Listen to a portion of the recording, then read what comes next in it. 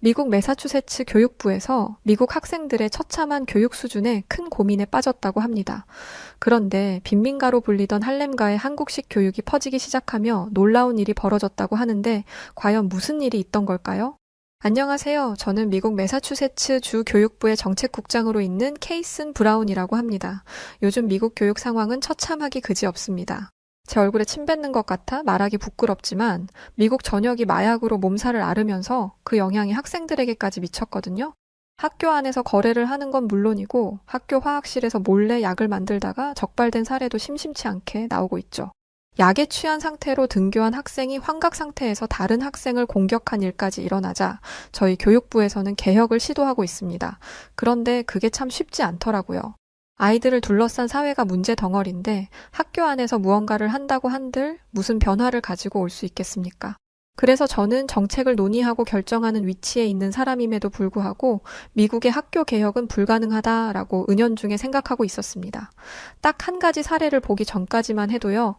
저희 직원이 획기적인 방법을 찾았다며 들고 온 사례는 바로 뉴욕시 할렘가에서 있었던 일이었습니다. 할렘가는 아주 전통적인 빈민가입니다.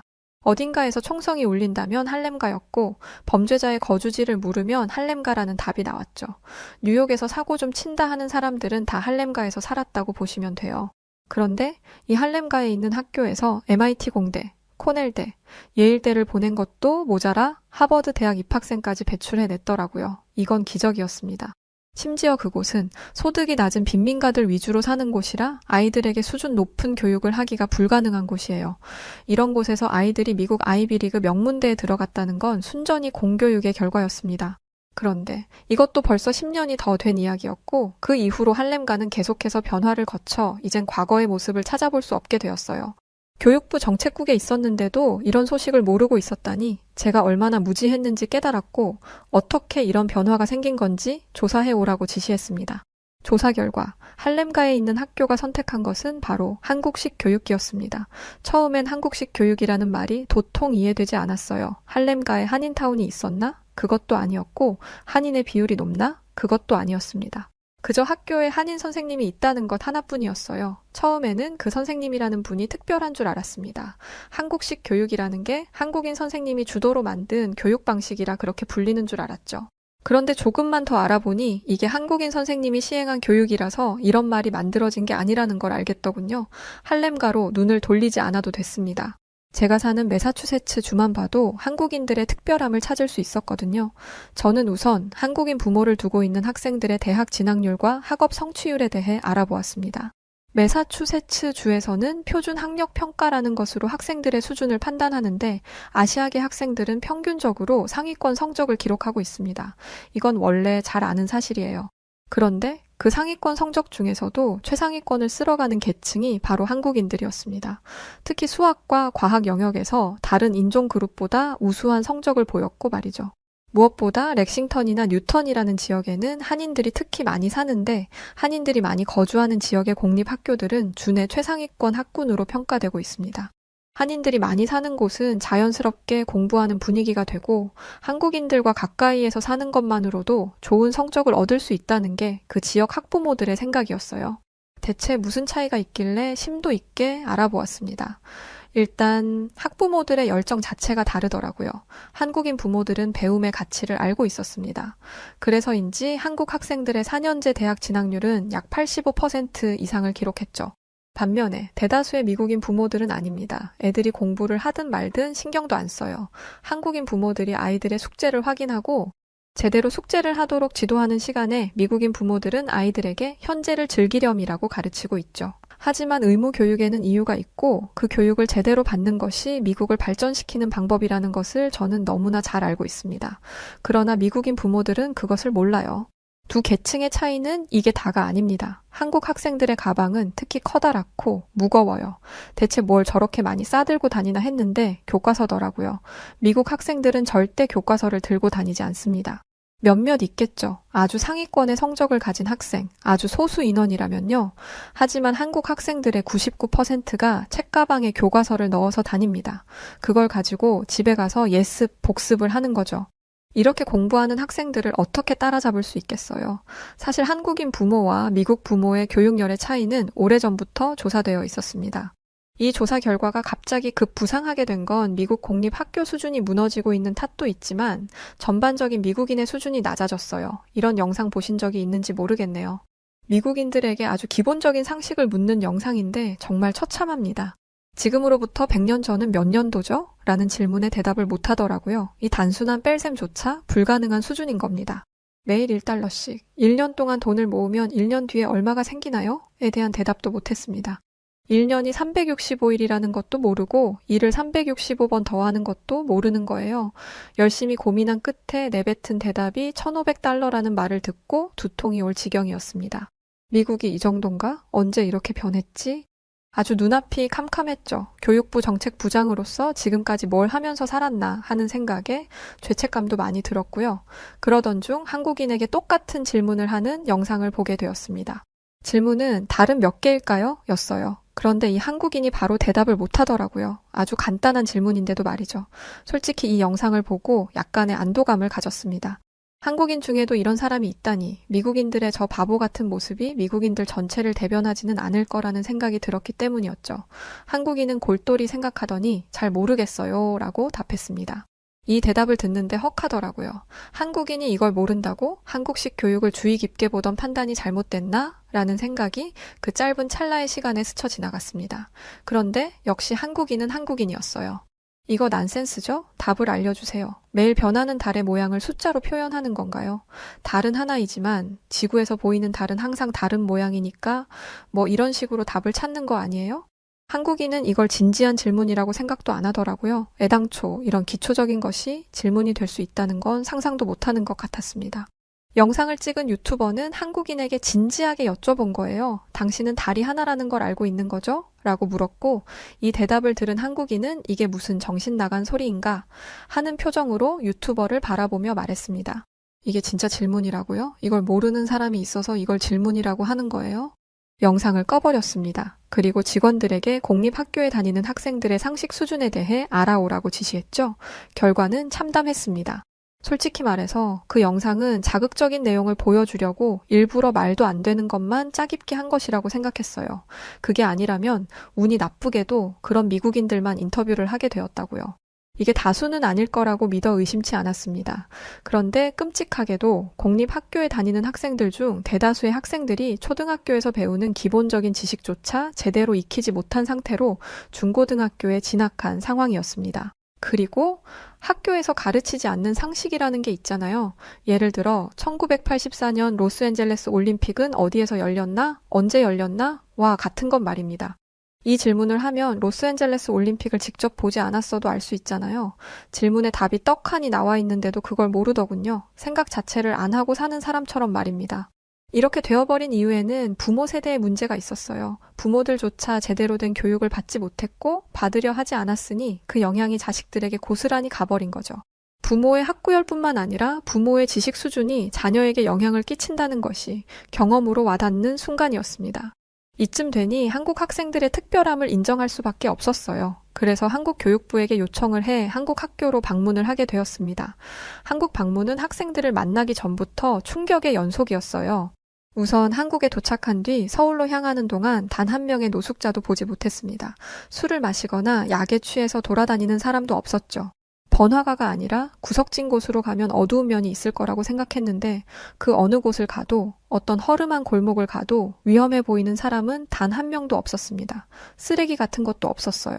사람이 사는 동네가 이렇게 깨끗하다니 한국 정부가 많은 돈을 투자해서 환경미화원을 고용하는 줄 알았습니다.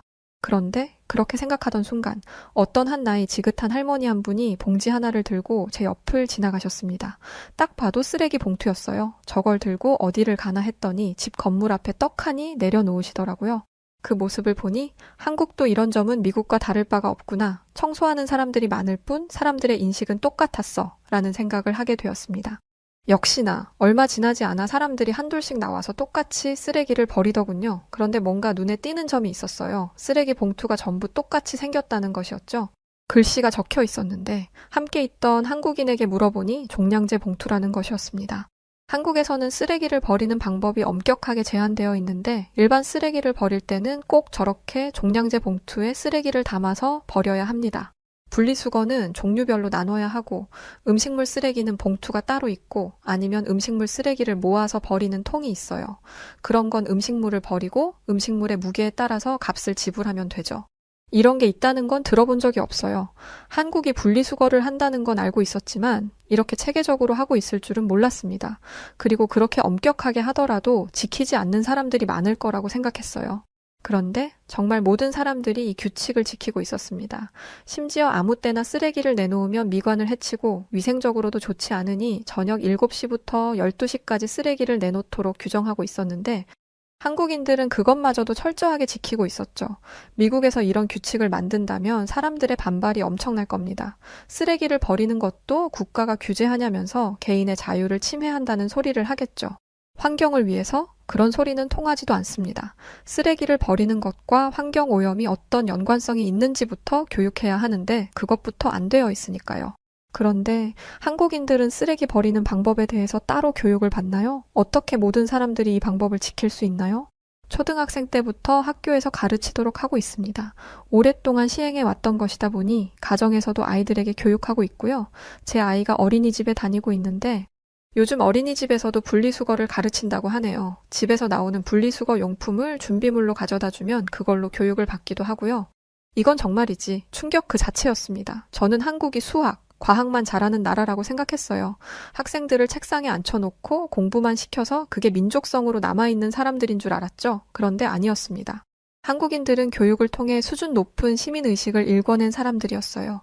저는 그때 오랫동안 잊고 살았던 사실 하나를 기억해냈습니다. 그래, 교육은 단순히 지식을 가르치는 게 아니라 인간을 인간답게 만드는 거지 라는 것을요. 잊고 있었던 교육의 진정한 가치를 깨닫게 한 것이 한국인들의 분리수거라는 것이 좀 의아하기는 하지만 한국과의 첫 만남이 굉장히 인상 깊었다는 게 중요하죠. 저는 다음 날 바로 한국의 고등학교에 방문했습니다. 첫 번째로 놀란 건 학교의 시설이었어요. 학생들이 쓴다는 책상을 봤는데 모두 깨끗하니 반짝반짝 하더라고요. 미국에 좋은 책상이 없어서 그러나 아니었습니다. 미국 학생들이 쓰는 책상에는 낙서가 가득해요. 흠집을 내는 건 기본이고 아무리 제지를 해도 듣지를 않으니 어차피 망가질 거 새 책상을 사는 것도 쉬운 일이 아니죠. 하지만 한국 학생들의 책상은 깨끗했고 교실도 깔끔했습니다. 알고 보니 학교에 청소 시간이 따로 있더군요. 학생들이 직접 교실을 청소하다니 한국에서는 이게 너무나 당연하다는 사실에 놀랐습니다. 그 다음으로 놀란 건 수업에 임하는 학생들의 태도였어요. 일단 대부분의 학교가 교복을 입는다는 사실이 인상 깊었습니다. 미국에서도 교복을 입는 학교들이 있지만 대부분 학비가 비싼 사립학교죠. 저는 교복이 주는 의미를 크게 체감하지 못하고 있었는데 한국 학생들을 보니 저희 매사추세츠에도 교복을 도입해야 하나 하는 생각이 절로 들었습니다. 교복을 입으면 학생들도 학생으로서 마음가짐을 바로 하고 소속감도 느끼니까요. 가장 충격이었던 건 바로 조금 뜬금없을 수 있지만 급식이었습니다. 우선 미국에 급식이 있는 학교는 미국 전역을 통틀어 손에 꼽을 거예요. 미국은 아이들이 집에서 도시락을 싸오거나 아니면 학교 안에 있는 음식점에서 음식을 사 먹습니다. 음식점이라고 해서 한국에 있는 밥집이 아니에요. 햄버거 프랜차이즈 가게들이 들어와 있죠. 학생들은 그런 곳에서 피자 한 조각, 햄버거 하나 이런 식으로 음식을 사서 점심을 때웁니다. 가끔은 과자 한 봉지를 털어 먹으며 그걸 점심이라고 퉁치는 학생들도 있다고 하더라고요. 그런데 한국은 달랐습니다. 그런데 한국에게 놀랄 일은 이게 끝일 거라고 생각했습니다. 그런데 전혀 아니었어요. 얼마 전 한국에서 대학 수학 능력 검정 시험이 있다는 소식을 들었습니다. 한국 학생들은 이 시험만을 바라보며 초중고를 나온다는데 그 대단한 한국 학생들이 눈에 불을 켜고 본다는 시험이 어떤 것인지 직접 보고 싶었어요. 사실 제가 이렇게 된 데는 이유가 있습니다. 현재 미국에는 SAT라는 대학 입학 시험을 없애려는 움직임이 있어요. 이게 인종차별이라는 거죠. 아프리카, 라틴의 학생들이 자신들도 아시아와 아메리카, 유럽계 학생들처럼 좋은 대학에 입학할 권리가 있다며 시험 성적으로 입학할 수 있는 학교를 나누는 시험을 폐지하라는 겁니다. 이게 뭔 소린가 싶으시죠? 쉽게 풀어서 말하면 공부는 하기 싫고 대학은 가고 싶으니 대학 입학 기준을 자신들의 수준에 맞추라는 겁니다. 대체 미국이 어디까지 상식 이하로 떨어질지 두려워서 한국에 오게 된 것이에요. 대학 입학을 위해 다른 나라에 있는 학생들은 어떤 경쟁을 치르는지 보고 배우게 하려고요. 대학 입학을 하기 위해 이 정도 노력은 당연히 해야 한다는 걸 말이죠. 수능 당일, 저는 일전에 방문했던 학교로 향했습니다. 내부에 들어가지는 못했지만 수험생들이 학교로 들어가는 모습은 볼 수 있었어요. 그런데 어느 학생이 대뜸 가방을 바닥에 내려놓더니 부모님 쪽으로 가더라고요. 뭘 하려는 건가 했는데 학생은 부모님에게 절을 했습니다. 저도 그게 무슨 의미인지 알아요. 아시아인들이 윗사람에게 보일 수 있는 가장 큰 존경의 의미라죠. 시험을 보러 가는데 대체 왜 절을 한 건가 싶어 한국인 관계자에게 이유를 물었습니다. 저 학생이 수능 시험을 보기까지 저 학생의 부모님도 엄청난 노력을 하셨을 거예요. 학교나 학원에 데려다주고 데리고 오기도 하고 혹시 컨디션이 나빠질까봐 건강에도 신경을 썼겠죠. 먹는 것도 마찬가지이고요. 이런 부모님의 노력은 아마 저 학생이 학교에 들어간 이후부터 지금까지 쭉 이어졌을 겁니다. 학생은 이런 부모님의 노력을 잘 알고 있는 거예요. 그동안 부모님의 노력으로 여기까지 왔으니 이제는 마음 놓으시라는 의미로 큰 절을 올리는 거죠. 잘하고 올 테니 걱정 마시라는 의미도 있을 거고요. 저는 말하는 것조차 잊어버렸습니다. 대체 한국 학생들은 어떤 존재이길래 부모의 노력을 알고 존경을 표할 수 있는 거죠? 또 무엇보다 자녀를 위해 부모님이 그 정도의 노력을 한다는 게 너무나 놀라웠습니다. 미국의 대학 입학 시험을 없애라는 사람들에게 당신들이 한국인 부모들처럼 행동이나 해보고 그런 소리를 하라고 이야기하고 싶었어요. 한국 부모들처럼 노력해보면 대학 입학 시험 정도는 쉽게 치를 수 있을 테니까 말이죠. 부모가 저런 노력을 하니까 한국 학생들이 어딜 가든 인재 소리를 듣는구나 하는 생각이 드는 순간이었습니다. 그런데 그때 갑자기 경찰 오토바이 한 대가 정문 앞에 멈춰 섰어요. 이렇게 중요한 날에 경찰이라니 누군가를 잡으러 온 건가? 주변이 혼란스러워지면 학생들 시험에 지장이 있을 텐데 이런 생각을 하고 있는데 오토바이 뒷자리에서 한 사람이 내렸습니다. 학생이었어요. 그 학생은 뒤도 돌아보지 않고 정문으로 뛰어 들어갔습니다. 시간을 보니 정문이 닫히기 직전이더라고요. 가끔 피치 못할 사정으로 응시 시험에 늦는 경우가 있어요. 차가 막힌다거나 사고가 났다거나 그럴 때는 경찰이 도움을 주기도 합니다. 경찰까지 동원되는 시험이라니 한국인들에게 이 시험이 어떤 의미인지 알게 되는 대목이었어요. 그런데 지금은 딱 출근 시간이잖아요. 수험생을 태운 오토바이 때문에 출근이 늦어지는 사람들의 불만도 있을 텐데요. 하지만 한국에서는 그런 불만을 찾아볼 수 없다고 합니다. 학생들 시험 보러 가는데 길 막히지 말라고 출근 시간을 늦추는 회사들도 있어요. 네? 그러면 회사에 손해가 있을 텐데요. 그만큼 학생들에게 이 시험이 얼마나 중요한지 알고 배려해 주는 거죠. 다들 이 시기를 지난 사람들이니까요. 학생들의 미래를 위해 손해를 감수하는 어른들이라니. 그런데 놀라운 건 이게 다가 아니었습니다.